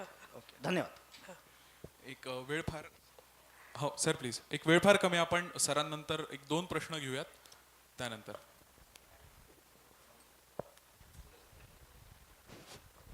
आपला जो प्रदेश आहे हा अनेक नैसर्गिक संसाधनानं विपुल आहे आणि त्यामधली विविध संसाधनं जसं शेती असेल, पाणी असेल, जंगलं असतील, वन्य प्राणी आहेत आणि त्यामध्ये राहणारं जनजीवन, विशेषतः आपले आदिवासी बांधव आहेत. तर या संबंधामध्ये फारसं मीडियामध्ये आलेलं दिसत नाही. हे पुढे काही वाढेल किंवा आता सध्या काय अडथळे असतील की ज्यामुळे हे येत नाही? नाही, मला वाटतं आपल्याकडे हा प्रश्न आपण म्हणजे थोड्याफार प्रमाणात ह्याच्या आधी आत्ता घेतला, पण आत्ता आपण बोलत असताना मला असं लक्षात आलं की आठवलं की आम्ही पाणी फाउंडेशनचा जो उपक्रम होता त्याचे आम्ही मीडिया पार्टनर होतो. आम्ही ते जागोजागी जाऊन ते उपक्रम आम्ही आमच्या चॅनलवर दाखवले, सविस्तर दाखवले. आम्ही त्याचे अवॉर्ड्स सेरेमनी सगळं दाखवलं. त्यामुळे त्या कहाण्या आपण करतोच. अधनमधनं आपण काही, आता तुम्ही पाहिलीत का मला माहिती नाही, एक ती हत्तींवरची आपली एक डॉक्युमेंटरी आहे. आमच्याकडे 7/12 म्हणून एक सेगमेंट अनेक वर्ष चाललं, ज्याच्यामध्ये फक्त शेती प्रधानच बातम्या असतात. तर अशा वेगवेगळ्या गोष्टी आम्ही करत असतो. प्रत्येकच माध्यम करता असं नाही, आणि आम्ही करतो ते पुरेसं आहे असाही माझा दावा नाही. पण कसं आहे ना, बातमी म्हणजे काय, पहिले बातमीला एक न्यूज पेग लागतो, तो आजचा लागतो. हे आपलं बेसिक आपण जे जर्नलिझममध्ये शिकतो ते. आता ह्या ज्या काही गोष्टी आहेत ना, ह्या चिरंतन अडचणींच्या गोष्टी आहेत. त्यामुळे आपल्याला त्याच्याशी संबंधित न्यूजपेग ज्या दिवशी मिळतो त्या दिवशी त्या बातम्या होतात. आता त्याला धरून असणाऱ्या समस्या या खूप मोठ्या आहेत आणि त्या आपल्याला रोजच्या आयुष्यात जो संवेदनशील माणूस असतो त्याला ते दिसतही असतं. म्हणून त्याला हे वाटणंही स्वाभाविक आहे की माध्यमांमध्ये त्या प्रमाणात ते दिसत नाही. पण तो जो एक बातमीची स्पीड, त्याला लागणारा न्यूजपेग, ह्या सगळ्या प्रोसेसमधनं जाताना तितक्या अशा प्रभावशाली पद्धतीनं किंवा ज्या पटीचा तो इश्यू असू शकतो त्याचं रिफ्लेक्शन नाही आहे, हे मान्य करायला हवं. अगदीच मॅम. आणि आपण एक शेवटचे 2 प्रश्न घेऊ. पायल काळे.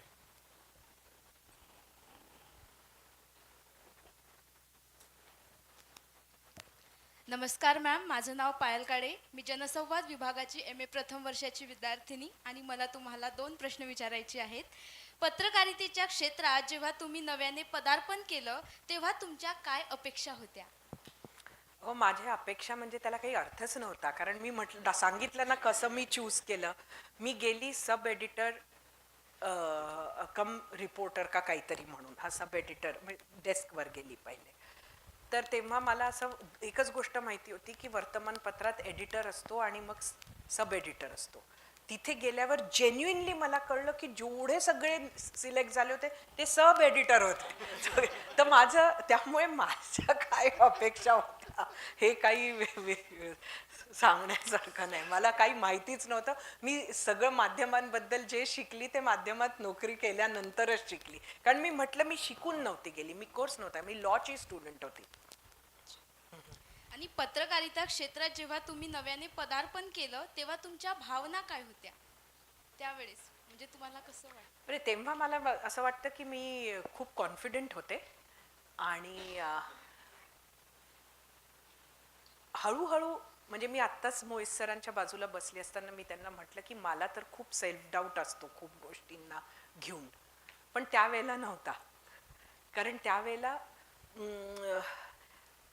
जर्नलिझमचं एक्सपोजरच नव्हतं. त्यामुळे असं वाटायचं की आपण सगळं करू शकू, खूप सोपं आहे, आपण करून घेऊ, ही भावना उलट जास्त स्ट्रॉंग होती. आणि मला वाटतं की त्यावेळेला माझ्याकडे 2 गोष्टी महत्त्वाच्या होत्या. एक होता कॉन्फिडन्स, दुसरं होतं अबिलिटी टू वर्क हार्ड, आणि अजूनही गोष्टी होत्या. तिसरं होतं की मला माझ्या घरनं प्रचंड सपोर्ट होता मी केलेल्या चॉईसचा, ज्याच्यामुळे सुद्धा मला वाटतं माझ्यासाठी बऱ्याच गोष्टी सोप्या झाल्या. तर आणि चौथी गोष्ट,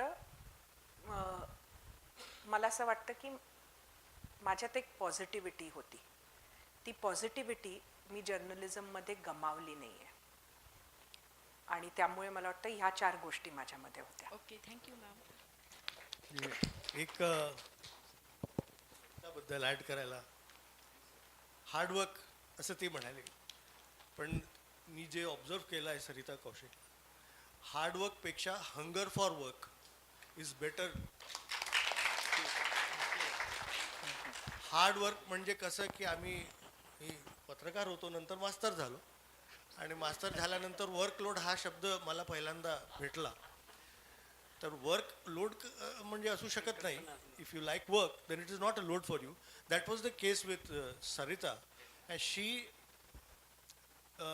went out looking for trouble, which is the first sign of a good journalist. Because work doesn't come to you when you're a journalist, you have to go there. And this hunger for work, which right from the beginning I've been observing her, was what set her apart from not only the female journalists but also the male counterparts. And I can assure you, all of you, particularly the girls, that we felt very threatened when Sarita was around कि ये कब क्या कर लेगी पता ही नहीं था. तो इसके कॉम्पिटिटर हमेशा थ्रेटेंड फील करते थे. तो ये एक कॉम्प्लीमेंट है उसके लिए कि ये हमेशा, तो ये hunger for work. So I think you will agree with me, कौन से पहर में कब किसके यहाँ कब जाना ये कहीं भी दिखती थी. एंड ये इसलिए मैं नहीं कह रहा कि यहाँ ये बैठी है मैं यहाँ बैठ, पर ये सब जो बच्चे आज सुन रहे हैं, इन लोगों को ये समझ आनी चाहिए कि ये ऐसे ही कोई सरिता कौशिक नहीं बन जाता. इसके पीछे बहुत सारे. मैं हॉक सर का ये बिल्कुल समर्थन करूंगा, क्योंकि मैं जब 2011 में आर्कियोलॉजिकल सर्वे ऑफ इंडिया में काम कर रहा था, हम लोग गाविलगल के पहाड़ी जो 600 मीटर ऊंचा है वहाँ पे रिपोर्ट करने के लिए सरिता कौशिक मैडम खुद अपनी टीम को लेके आई थी. नमस्कार. नमस्कार. मला असं वाटते लास्ट क्वेश्चन आपण घेऊया. सगळ्यात पहिले म्हणजे आपण जेव्हा या फील्डमध्ये आलो होतो त्यावेळेला एक वाक्य नेहमी ऐकायला यायचं, तस्वीरें कभी झूठ नहीं बोलती. पण अनफॉर्च्युनेटली आता असं म्हणावं लागतं की तस्वीरों से झूठ बुलवाया जा रहा है. ब्रेकिंग न्यूज पकडून तुम्ही आता ब्रोकन न्यूजपर्यंत आलेत. तर ह्या प्रवासामध्ये ब्रोकन न्यूजचा कधी अनुभव आला का, किंवा तस्वीरों से कभी झूठ बुलवाने का कभी कोई एक्सपिरियन्स है क्या? मतलब म्हणजे दुर्दैवाने ते करावं लागलं का? नाही, आपल्याला म्हणजे मला तर माध्यम म्हणून आम्हाला कधीच करावं लागलं नाही, पण याचं रिपोर्टिंग आपल्याला अनेक वेळेला करावं लागतं, जे नागपूरच्या आत्ताच्या घटनेमध्ये पण आपल्याला बघायला मिळालं. असं होतं. आणि परत हा जो म्हणजे मी जर हे सांगायला विसरले असेल तर हाही एक बदल आहे ओव्हर टाईमचा. म्हणजे मी जेव्हा आले तेव्हा अशा पद्धतीनं समाज माध्यमं नव्हते. इतकं म्हणजे काय म्हणायला पाहिजे, इमेजेसचं मॉर्फिंग, त्याचा गैरवापर हा सगळा अशा प्रमाणात नव्हताच असं मी म्हणणार नाही, पण असा नव्हता. तो फार रेअरेस्ट ऑफ रेअर असायचा. त्यावेळेचे वेगळे इश्यूज होते. म्हणजे त्यावेळेला खूप काही साधं होतं असं नाही, त्यावेळेचे इश्यूज वेगळे होते. यावेळी आत्ताचे हे इश्यूज आहेत. तर हे होतं आहे आपल्याला माहिती आहे. त्याला अनेक वेळेला लोक तुम्हाला, म्हणूनच परत तोच भाग येतो की क्रेडिबिलिटी टेस्ट करणं. आणि जिथं क्रेडिबिलिटी टेस्ट करता येत नाही अशा परिस्थितीत जर तुम्ही आलं तर त्याच्यातनं एकच मार्ग ह्या वेगवान बातम्यांच्या जगात युगात मला तरी दिसतो, तो म्हणजे दोन्ही बाजू मांडून द्याव्या. दोन्ही बाजूंना जर आपण समान वेळ समान प्लॅटफॉर्म दिला तर जे आपण टेस्ट नाही करू शकलो ते लोक विचार करतील. आपण दावा करायला नको कुठल्याही गोष्टीचा. Thank you so much ma'am. आणि ज्या विद्यार्थ्यांचे प्रश्न राहिले असेल त्यांना मी मनापासून क्षमा मागतो. मॅमला तुम्ही टीव्हीवर बघता, त्या आपल्याच डिपार्टमेंटच्या एलिमिना आहेत, त्यामुळे त्या येतच राहतील असं मॅम मी तुमच्याकडनं आश्वासन देतो. आय होप असं घडत राहील नक्कीच. आणि I just say one last thing. Me vote of thanks देणार नाही. मॅडम आहेत, बाकी पण आहेत. फक्त इतकंच वाक्य म्हणेल, मोहित सरांना पण मी त्यावर कोट करेल की hunger for work, dedication, hard work आणि ती जिद्द जर तुमच्यात असेल तर मला वाटतं आपण सगळेजण मॅमला रोल मॉडेल ठेवून पत्रकारिता क्षेत्रात जाऊ, तसं कामही करू. आणि त्यांच्यासारखं तर अर्थात भूतो न भविष्य तिथे घडणं शक्य नाही. I would like to make this a statement. पण अर्थात त्यांच्या जवळपर्यंत जितका पोहोचण्याचा प्रयत्न असेल आपण करू. And thank you so much ma'am. I hope असे सेशन नक्की होईलच. Thank you all of you. Thank you.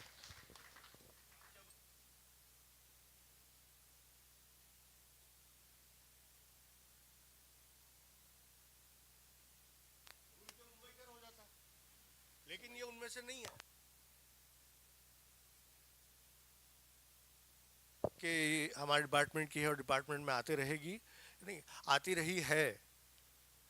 और हमारे मास कम्युनिकेशन डिपार्टमेंट के इतिहास में अगर कोई इतने बड़े चैनल का कैंपस रिक्रूटमेंट हुआ है लास्ट ईयर, सो दैट वाज थैंक्स टू सरिता.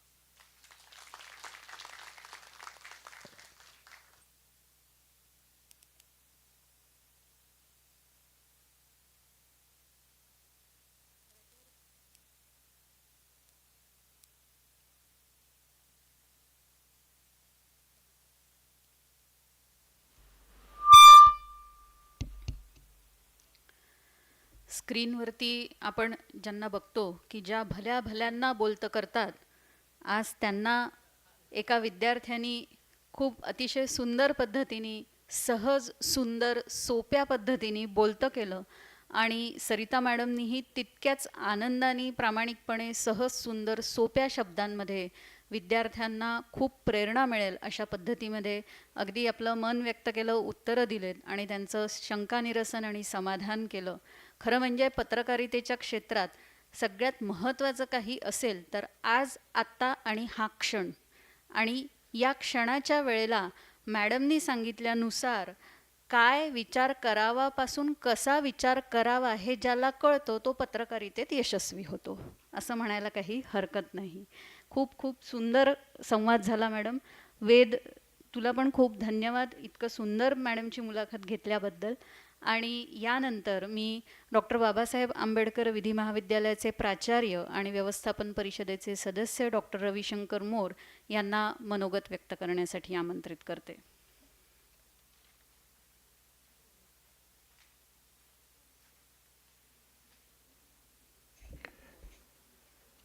सर्वप्रथम राष्ट्रसंत तुकडोजी महाराज यांना अभिवादन करतो. मंचावर उपस्थित ज्यांनी आपलं मन मोकळं आपल्यासमोर केलं आणि आपण सगळ्यांनी ज्यांना बोलकं केलं. Otherwise she used to ask the questions but today it was other way around. आणि आपण सगळ्यांनी त्यांना अनेक प्रश्न केली आणि त्यांनी मन मोकळेपणाने कुठलीही गोष्ट, कुठलीही लाग लपट न करता स्वच्छपणे आपल्यासमोर मांडली. त्या आपल्या सगळ्यांच्या लाडक्या madam Sarita Kaushik, mass communication विभागाचे प्रमुख साहू सर, माझे मित्र व्यवस्थापन परिषदेचे सदस्य अजय चव्हाण सर ज्यांनी ही सुंदर मुलाखत घेतली, ते मिस्टर वेद, आणि मंचासमोर उपस्थित व्यवस्थापन परिषदेचे सदस्य Vamanraoji, director knowledge centre Khandar sir, आमचे सगळ्यांचे friend, guide, philosopher Shri Samayji Bansod, इतर मान्यवर. मित्रांनो, मी आपला अधिक वेळ घेणार नाही. आपण खूप चांगलं ऐकलेलं आहे. आता मला असं वाटतं की कमीत कमी 1-2 तास हे जे नॉलेज मिळालेलं आहे ते ग्रास्प करायला आणि डायजेस्ट करायला लागतील. म्हणजे जे काही आता आपल्याला शिकायला मिळालं. I am only a consumer of news. मी काही याचा विद्यार्थी नाही आहे मास कम्युनिकेशनचा. I am working in the law field. I am a student of law. पण आज इथे बसल्यानंतर whatever I have learn, असं वाटतं की mass communication is rightly said to be the fourth pillar of democracy. म्हणजे there are people who work for the interest of the people. मॅडमनी खूपच छान सांगितलं की त्यांची स्टोरी माय फर्स्ट लव लुना माय फर्स्ट लवपासून सुरू झाली, तर आता एका चॅनलचे चीफ एडिटर किंवा चॅनलचे डायरेक्टर आपण म्हणतो, तिथपर्यंतचा हा प्रवास. आणि आपल्यासमोर त्यांनी ज्या ज्या गोष्टी ठेवल्या त्यापैकी महत्त्वाचं म्हणजे की त्यांचं confidence, ability to work hard आणि त्यांचा फॅमिली सपोर्ट आणि एक दृष्टिकोन जो आपणही अनुभवला म्हणजे नेहमी पॉझिटिव्ह दृष्टिकोन, या गोष्टीमुळे त्या इथपर्यंत आज पोहोचू शकल्या. तर आपण सगळ्यांना त्यांच्यापासून शिकण्यासारखा अनेक आहे, भरपूर आहे. आणखी मला जे महत्त्वाचं त्यांच्या बोलण्यावरून वाटलं की I have never face a ethical dilemma. How this could be possible. I was अमेज. जेव्हा आपले थॉट एवढे क्लिअर असतात की I am ready to give up my journalism but I will not budge to any pressure, तेव्हाच अशा प्रकारचे वाक्य आणि इतकं छोटं उत्तर इतक्या मोठ्या प्रश्नाचं येऊ शकतं की madam whether you have face any dilemma. I have never face. So I am really amaze to listen this entire interview. I am fortunate to be part of this entire discussion. Madam, we shall always be indebted to you. As a member of Management Council on behalf of university, I am thankful to Madam for drawing out time out of her busy schedule. Madam, आमच्या महाविद्यालयाचे अल्युमिनाय आहेत.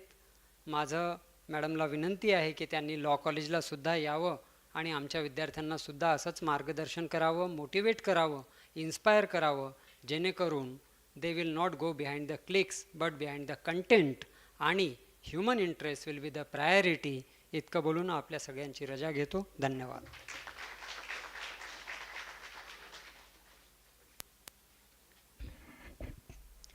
यानंतर आभार व्यक्त करण्यासाठी धनवटे महाविद्यालयाची विद्यार्थिनी कुमारी रश्मी सुळे हिला आमंत्रित करते.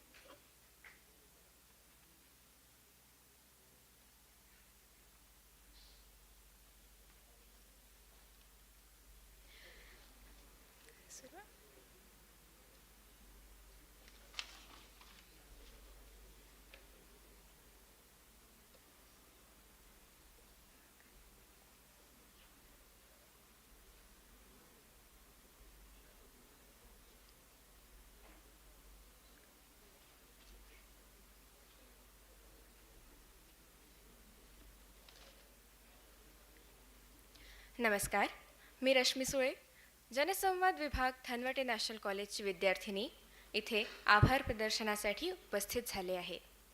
सर्वप्रथम मी आपल्या कार्यक्रमाच्या अध्यक्ष उपकुलसचिव डॉक्टर राजीव हिवसे यांचे आभार मानते की त्यांनी आमच्यासाठी या कार्यक्रमाचं आयोजन केलं.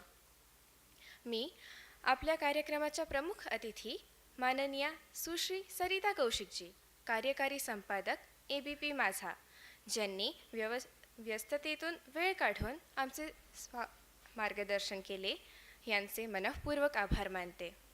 आपल्या या मार्गदर्शनाने आमचा खूप फायदा होणार आहे.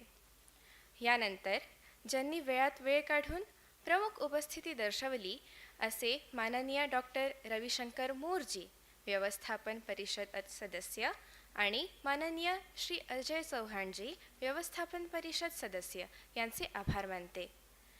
हा कार्यक्रम ज्यांच्यासाठी आणि ज्यांच्या उपस्थितीमुळे घडून आला असे जनसंवाद विभागाचे विद्यार्थी यांचं खूप खूप धन्यवाद. शेवटी या कार्यक्रमाचे संचालन करणारे विद्यार्थी परिषद प्रमुख वेद खुळखुळेजी यांच्या प्रती मी कृतज्ञता व्यक्त करते. धन्यवाद.